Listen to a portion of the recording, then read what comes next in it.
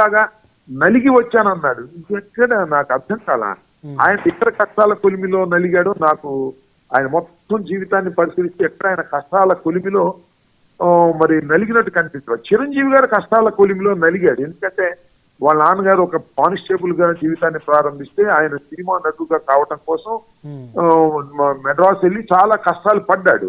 కానీ ఎక్కడ ఈయన వడ్డించిన విస్తరి ఈయన మెడ్రాస్ నుంచి వచ్చేసరికి లేదా సినిమా ఫీల్డ్ లోకి వచ్చేసరికి చిరంజీవి టాప్ హీరోగా ఉన్నటువంటి సందర్భం కాబట్టి ఈయన ఎక్కడ కష్టాల కొలిమిలో ఎక్కడా కూడా నలిగింది లేదు. కష్టపడకుండానే ఆయనకి పవర్ స్టార్ అని బిరుదు వచ్చిందా, అంత ఇమేజ్ వచ్చిందా? నో కష్టపడకుండా అంటే చాలా మంది, ఇప్పుడు బాలకృష్ణ గారు ఉన్నారు, ఆయన వారసత్వంగా వచ్చాడు. ఎన్టీ రామారావు కష్టపడ్డాడు. నాగార్జున ఉన్నాడు, వాళ్ళ నాన్నగారు కష్టపడ్డాడు, ఆడవేషాలు కూడా వేసి కష్టపడ్డాడు. ఆ డిఫరెన్స్ మీరు సరిగా అర్థం చేసుకోకుండా ఏం కష్టపడుకోకుండానే అయిపోయారంటే కష్టపడుకోకుండా ఎవరెవరు, కానీ ఛాన్సెస్ రావటం అనేది ఎక్కడి నుంచో రాలేదు. ఆయన చిరంజీవి గారి తమ్ముడు కాకపోతే ఆయన ఎంత కష్టపడ్డా ఏం ఉండేది కాదు. అలాగే బాలకృష్ణ గారు ఎన్టీ రామారావు గారు కొడుకు కాకపోతే ఎంత కష్టపడ్డా ఏం ఉండేది కాదు. జగన్మోహన్ రెడ్డి గారి గురించి కూడా చెప్పండి. రాజశేఖర రెడ్డి గారు కొడుకు కాకపోతే ఆయనకి జనాల్లో తిరిగే అవకాశం ఉండేది కాదని. 100% దానిలో సందేహం ఉంది. మీరు మర్చిపోయారని గుర్తు చేస్తున్నాను అంతే. మర్చిపోవసలా రాజశేఖర రెడ్డి గారి లెగసీతోనే ఆయన వచ్చాడు. రాజశేఖర రెడ్డి గారు నిర్మించినటువంటి పునాదుల మీదే వచ్చాడు ఆయన. దానిలో సందేహం ఉంది. ఆయన ఏమన్నా రాజశేఖర రెడ్డి గారి కొడుకు కాకపోతే ఇవాళ జగన్మోహన్ రెడ్డి గారికి ఈ స్థాయిలో ఎందుకుంటుంది? రాజశేఖర రెడ్డి గారి వారసత్వాన్ని పట్టుకొని ఆయన వచ్చాడు. That is true. దానిలో ఇబ్బంది ఏముంది? ఆయన కష్టాల కొలిమిలో నేను నలిగాను, నేను కూలికి చేశానని ఎక్కడ చెప్పలేదు ఆయన. జగన్మోహన్ రెడ్డి గారు ముఖ్యమంత్రి నేను కష్టాల కొలిమిలో నేను నలిగానని ఎక్కడ చెప్పాడా? లేకపోతే బాలకృష్ణ నేను కష్టాల కొలిమిలో నలిగానని చెప్పాడా? లేకపోతే ఈ నాగార్జున ఉన్న కష్టాల కొలిమిలో నలిగానని చెప్తున్నాడా? నాకు అర్థం కాలా. కష్టాల కొలిమిలో నలగటం అంటే ఏమిటి సార్? అది కమ్యూనిస్ట్ డైలాగ్ ఎక్కడో పుస్తకంలో చదివాడు ఆయన. చదివాడు కాబట్టి అది చెబితే అలాగే సూట్ అవ్వదు. పవన్ కళ్యాణ్ గారికి సూట్ అవ్వదు. అది వేరే వాళ్ళకి, చంద్రబాబు నాయుడు అది వేరే వాళ్ళకి సూట్ అవుతుంది. అర్థం కాదు. ఈ చంద్రబాబు కూడా సూట్ అవుతుంది. ఎందుకంటే చంద్రబాబు 2 ఎకరాల నుంచి వచ్చాడు ఆయన. ఆయన కష్టాల నుంచి వచ్చాడు. తర్వాత వెన్నుపోటు పొడిచి వచ్చాడు, ఏమొచ్చాడు దానికి డిఫరెంట్ మ్యాటర్. వడ్డించిన విస్తరి పవన్ కళ్యాణ్ గారికి రాజకీయాలు, అది వాస్తవం. ఆయన సక్సెస్ అయ్యాడంటే దట్స్ డిఫరెంట్ మ్యాటర్. ఇప్పుడు పవన్ కళ్యాణ్ గారు సక్సెస్ అయ్యారా కాలేదా మీ దృష్టిలో? నేను ఒక విషయం దానికి విభిన్నమైనటువంటి కోణాల నుంచి పరిశీలించాలి దేనైనా సరే. పవన్ కళ్యాణ్ గారు సక్సెస్ అయ్యారంటే 100% స్ట్రైక్ రేట్ తో సక్సెస్ అయ్యారని ఆయనే చెప్తున్నాడు. ప్రపంచంలో ఎవ్వరూ చేయనటువంటి అద్భుతం. ఎలా వచ్చింది? అది సొంతంగా వచ్చిందా? 2 పార్టీలు కలిస్తే వచ్చిందా? ఇవన్నీ కూడా ఆలోచించుకోవాలి. నేను కష్టపడ్డాను, నేను అందరికన్నా గొప్ప అని ఆయన చెప్పకూడదు. మీరు నేను చెప్పాలా? 100% స్ట్రైక్ రేట్ ఎందుకు వచ్చింది? ఎలా వచ్చింది? ఎన్ని పార్టీలు కలిస్తే వచ్చాయి? సింగిల్ గా నిలబడ్డప్పుడు 2 సార్లు ఆయన పరిస్థితి ఏమిటి?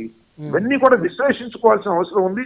సరే 100% స్ట్రైక్ రేట్ టెక్నికల్ గా కరెక్ట్, కానీ 100% స్ట్రైక్ రేట్ రావడానికి గల కారణాలు ఏంటి? వాటి మూలాలు ఏంటి? ఎవరెవరు సహాయం చేశారు? ఎందుకోసం 100% స్ట్రైక్ రేట్ వచ్చింది? ఇవన్నీ కూడా చర్చించుకోవాల్సినటువంటి అంశాలు. ముగ్గురు కలిసి ఉండబట్టి వచ్చింది. విడిపోతే వస్తుందా?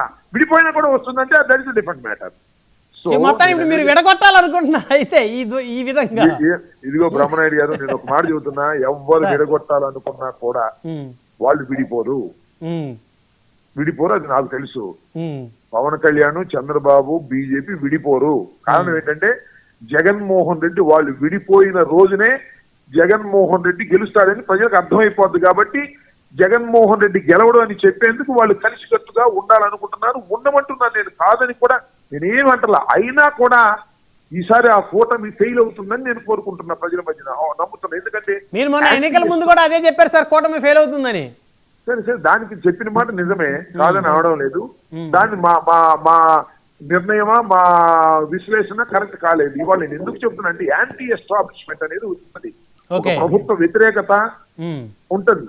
ఆ ప్రభుత్వ వ్యతిరేకత అనేది పెరిగిన తర్వాత ఎన్ని కోటరైనా పగిలిపోతాయి. ఇది చరిత్ర చెప్పినటువంటి సత్యం. ఎన్నికల్లో ఇవన్నీ రుజువైనటువంటి విషయాలు. యాంటీ ఎస్టాబ్లిష్మెంట్ పెరగటం ప్రారంభమైందనేది నేను చాలా స్పష్టంగా చెప్పదలుచుకున్నాను. కొద్దిగా ఎవరైనా కరెక్ట్ గా దృష్టి పెట్టి చూస్తే యాంటీ ఎస్టాబ్లిష్మెంట్ ఎంత భయంకరంగా పెరిగిందో మీకు అర్థమవుతుంది. లేకపోతే పులివెందుల్లోనూ ఒంటిమెట్టలోనూ పోలీసులు ఓట్లు వేసి గెలిపించవలసిన దుస్థితి వచ్చిందంటే ఎంత యాంటీ ఎస్టాబ్లిష్మెంట్ పెరిగింది. దీన్ని బట్టి అర్థమైపోతుంది కదా, మనుషుల మస్తిష్కానికి అర్థమైపోతుంది. వాళ్ళు కలిసి ఉన్నా కలిసి లేకపోయినా ఒకటే ఎఫెక్ట్, దానిలో ఏ విధమైన సందేహం లేదు. ఆ కూటమి విడిపోవాలని, కూటమి నాశనం కావాలని మేము కోరుకున్నా అయ్యేది కాదు, సచ్చేది కాదు. ఆ కూటమి కలిసే ఉంటది.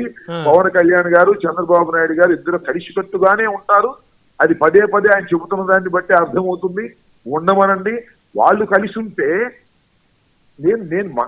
నేను మనవి చేస్తుంది, నేను విశ్లేషణ చేస్తుంది గ్రౌండ్ లెవెల్లో ఉండేదంటే, చంద్రబాబు పవన్ కళ్యాణ్ గారు కలిసి ఉంటే ఒక నియోజకవర్గంలో తెలుగుదేశం వాళ్ళు, జనసేన వాళ్ళు అంతే రేషియోలో కలిసి ఉండగలుగుతారా అనేది ఇక్కడ ప్రశ్న. ఇక్కడ తినేస్తున్నారు. వైసీపీ అక్కడ ఉంచదు కావాలని. అది పొరపాటు సార్, అది చాలా పొరపాటు. ఎందుకంటే ఇవాళ చాలా చోట్ల నేను మీకు చెప్తే, మీకు ఒక విషయం చెప్పనా, ఏమనుకోకపోతే ప్లీజ్ చెప్పండి. గుంటూరు ఉంది కదా. అవును సార్, అవును. గుంటూరులో మేయర్ ఎవరు? ఇప్పుడు కోవెలమూడి నాని గారు. వైసీపీ గెలిచిందా లేదా? అవును, ఇంతకుముందు వైసీపీ గెలిచింది కదా. ఆయన వైసీపీ కదా మేయర్. వైసీపీ గెలిచింది కదా. 2 డిప్యూటీ మేయర్ మేము గెలుచుకున్నాం కదా. అవును. కోవెలమూడి రవీంద్ర ఇవాళ మా ఏదో కారణాలు ఏమైనప్పటికీ మా మేయర్ నుంచి దించేశారు కదా. దించేసి ఆయన అయ్యాడు కదా. అవును. జనసేన కూడా దించేసి ఇంకో మేయర్ని పెట్టుకోవచ్చు కదా. డిప్యూటీ మేయర్ ఎందుకు ఇవ్వలేకపోయారు? ఎందుకు ప్రయత్నం చేయలేదు? అంటే తెలుగుదేశం వాళ్ళు మేయర్ అయిపోయారు, అంతతో అవుట్. జనసేన వదిలేశారు. ఇది జనసేన గుండెల్లో మండుతున్నటువంటి అంశం. పవన్ కళ్యాణ్ గారికి అనవసరం. పవన్ కళ్యాణ్ గారికి డిప్యూటీ సీఎం అయ్యారు, సరిపోయింది. ఇక్కడ డిప్యూటీ మేయర్ జనసేన వాళ్ళకి ఇవ్వలేకపోయారు. మా వైసీపీ నుంచి చాలా మంది జనసేనలోకి వెళ్ళారు, కాలేకపోయింది. ఇలాంటి వ్యత్యాసాలు ప్రతి నియోజకవర్గంలోనూ ప్రతి కార్పొరేషన్ లోనూ ఉన్నాయి. అయినా మేము కలిసి ఉంటామంటే ఉండమనండి. సో ఇవన్నీ కూడా, ఈ వ్యత్యాసాలన్నింటినీ కూడా క్లియర్ చేయడం కోసమే త్రిశూల వ్యూహాన్ని వాళ్ళు అమలు చేయబోతున్నారు రాంబాబు గారు. షణ్ముఖ వ్యూహం, త్రిశూల వ్యూహం ఏంది ఆయనకే అర్థమై ఉండదు. మీకు అర్థమైంది. త్రిశూల వ్యూహం అంటే ఏందండి? అన్ని త్రిశూల వ్యూహాలు ఏమన్నా యుద్ధాలు ఇవన్నీ కూడా మీరు గుర్తుపెట్టుకోండి.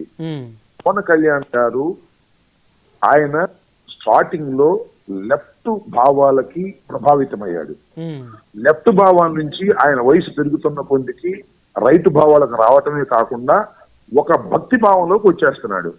అందువల్ల అప్పుడు షణ్ముఖ వ్యూహం, ఇప్పుడేమో త్రిశూల వ్యూహం. అంతకు ముందేమో ఆయన పేరేంటి చెగువీర, ఇప్పుడేమో హనుమంతుడు. ఈ రకంగా